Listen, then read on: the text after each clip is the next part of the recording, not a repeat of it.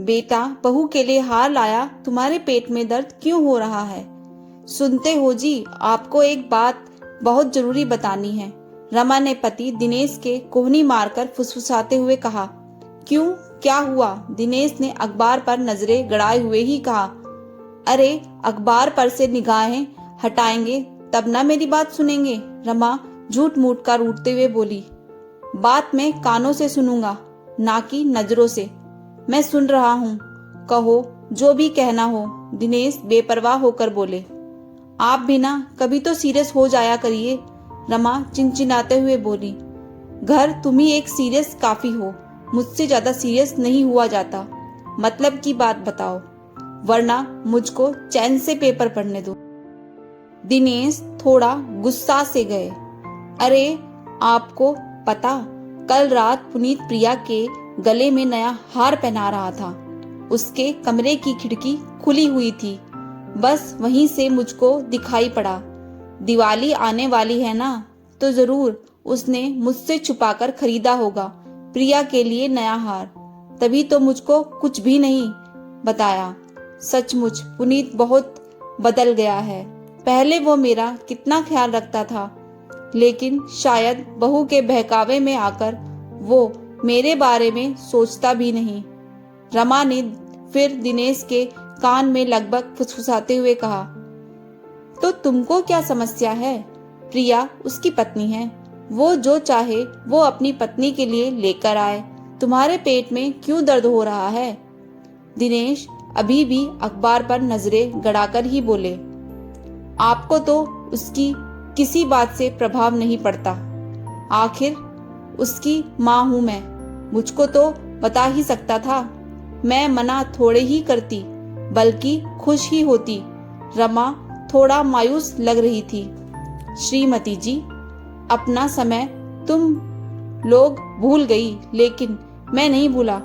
अम्मा तुम्हारा कितना लाड चाव करती थी, लेकिन तब भी तुम मुझसे हर चीज अपने लिए छुपकर मंगवाती थी। मैं कहता भी था कि अम्मा को दिखा तो दो, लेकिन तुम मुझसे झगड़ने लग जाती थी, तो मैं भी क्लेश से बचने के लिए चुप लगा जाता था। लेकिन मुझको अंदर ही अंदर बहुत कष्ट भी होता था, क्योंकि मैंने जीवन में कोई भी काम अम्मा से छुपकर नहीं किया था, लेकिन तुमने मुझको वो भी करने के लिए मजबूर कर दिया। रमा, तुम ये तो जानती ही हो कि व्यक्ति जैसा बोता है वैसा ही काटता है। एक ना एक दिन वो परिस्थितियां वैसे ही उसके पास लौटकर आती हैं। दिनेश के चेहरे पर अजीब सी विषाद की रेखाएं खिंच गई। अब तो रमा से कुछ भी नहीं बोलते बना, क्योंकि दिनेश बिल्कुल भी गलत नहीं कह रहे थे और उसको बिल्कुल साफ आईना दिखा दिया। लेकिन अभी कहानी खत्म नहीं हुई मेरे दोस्तों। अभी दिनेश और रमा की बातें चल ही रही थी कि बेटा बहू दोनों के एक साथ उन दोनों के पास आते हुए दिखाई दिए और उन दोनों के ही हाथों में ज्वेलरी बॉक्स नजर आ रहा था। ये लीजिए मम्मी, आपका दिवाली का उपहार। पुनीत उसके हाथों में एक बॉक्स पकड़ाते हुए बोला। दिवाली का उपहार? क्या है इसमें? रमा ने तिरछी नजर करके पूछा।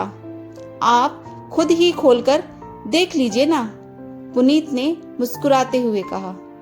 अरे, ये तो बहुत ही खूबसूरत हार है। क्या ये मेरे लिए है? रमा तो बॉक्स के खुलते ही चौंक पड़ी।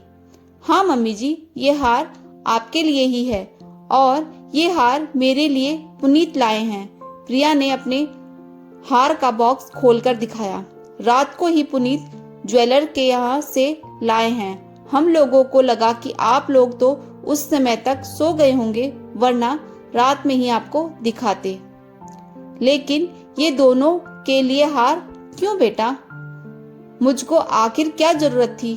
बहू के लिए ले आते, वही बहुत था। खुद का हार पाते ही रमा की भाषा शैली बदल गई। मम्मी, ऑफिस से दिवाली का बोनस भी मिला था और न जाने कब से प्रिया आपके और अपने दोनों के ही लिए हार बनवाने के लिए कह रही थी। मैंने सोचा कि इससे अच्छा मौका तो और कोई हो ही नहीं सकता, क्योंकि दिवाली में तो गृह लक्ष्मियां वैसे ही सजी सवरी नजर आनी चाहिए। बस इसलिए आप दोनों को ही क्यों ना एक साथ खुश कर दिया जाए। पुनीत बहुत ज्यादा खुश नजर आ रहा था। देखा रमा, तुम्हारे बेटे बहू सचमुच बहुत अच्छे हैं। दिनेश ने रमा की ओर देखकर इशारों इशारों में कहा। आप बिल्कुल सही कह रहे हो। रमा हार को बड़े प्यार से देखने लगी।